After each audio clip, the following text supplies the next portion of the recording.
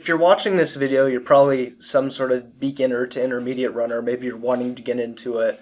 Maybe you've been into it but want to see what the next thing is to improve your running. Or maybe you just like learning and you've been running for a while and would consider yourself more an advanced runner. Either way, I believe this video is very helpful as far as perspective and mindset when it comes to running.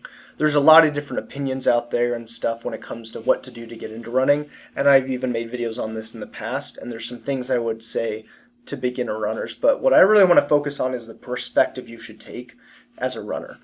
Because what happens to a lot of people is they sign up for a race, which gets them motivated to run, so they start getting after it, and then they accomplish the race. And that's amazing. I'm not saying that's wrong. My point is, a lot of people, when they get into running, they view it very short-sighted, in the sense of like they're not thinking long-term. And that's what I want to get at.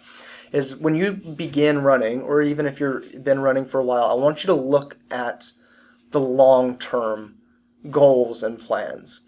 And maybe you're thinking, Reese, well, I don't have long-term goals. I just have a race I want to go do, or why would I be thinking about running 20 years from now? But the perspective I'm trying to get at is when you're looking at things for the short term, you may not go about it as healthily or as great as you should when looking at the long term. So I'm going to give this is a great example of a story for me. I've been running very consistently the last 4 years, but I've been running on and off the last 10 years. And within 3 years' time, I ran 100 miles. I did a 10 marathon, 10 days events. I did an 81-mile race. I did a lot of 50-milers. I set a couple course records. I ran 50Ks in 5 days, and I ran for 933 days in a row without taking a break, a minimum of 2 miles every day. And I fit all of that into 3 years. And it's cool, and I'm inspired, and I learned a lot from that. And I've done more in 3 years than some runners will ever do in their life. But here's what I missed, is I was so excited about the short term, I got in my own way for my long-term goals and staying healthy. I hit this massive wall of adrenal fatigue a couple months ago. I had to literally just stop running. I broke my streak. I pulled out of a 100-mile race. I absolutely bombed a 50K race last week, or a week ago. And I realized one of the factors for this is I wasn't keeping the long-term goal in mind of that I always want to be healthy and always want to be able to run at any time. There's phases in life, right? I think anyone would agree with this, is sometimes you got to work really hard on your finances or your fitness or your family. And so things ebb and flow, and you need to find the harmony. I don't like balance, because balance is like equal, even, where harmony is more this push and pull type of thing. And I really started to get amped up about running, so I was thinking about today and fitting this race in, and right after this race start training for this race, and I just burnt myself out. If I would have kept more in mind that I want to be healthy for as long as possible, and I want to be able to do very well on my races, so instead of racing every month, picking 2 or 3 races that I want to give my absolute best to, I think if I would have had more of that perspective, I would have avoided some of the hiccups I've ran into. Now, I wouldn't change it because I've learned from it, and I think it's important to not have regrets and take the lessons from heartache and move on.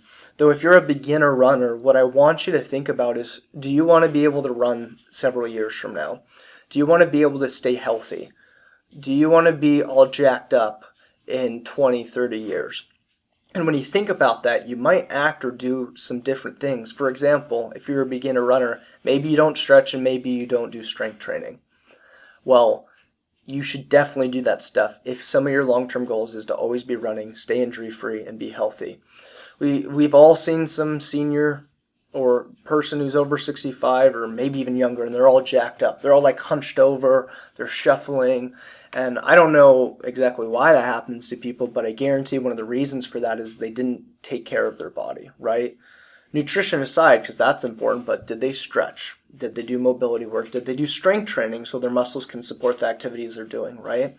And so I beg you, if you're a beginner runner, start thinking about long term, because the last thing I want for you to do is get really excited about a sport, fall in love, and it get taken away from you because you didn't do the right things, or you did some wrong things like overtraining, right? There's a time and place for overtraining to push yourself mentally. Believe me, I'm one of those guys who wants to look past the norm and what's ideal or optimal. Though when you keep your long-term goals in mind of your health and what you want to be able to achieve decades from now, or at least be able to function properly decades from now, you're going to take a look at today and make sure you're handling things. You're going to eat better. You're going to hydrate. You're going to stretch and do some strength training. And there's so many things to add on and do, but I'd rather you do a little bit of everything than just run hundreds of miles every week, right? I'm trying to get in this headspace where instead of all this volume with running, I run 40 to 60 miles a week, but I always stretch. I always get my strength training workouts in, right?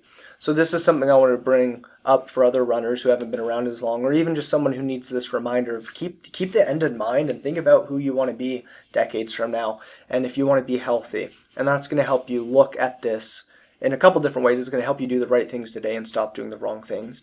And it's also going to help you understand that you have time. Even if you're older than me, I still believe you have time to achieve great things. I just saw this 70-year-old run a 100-mile race.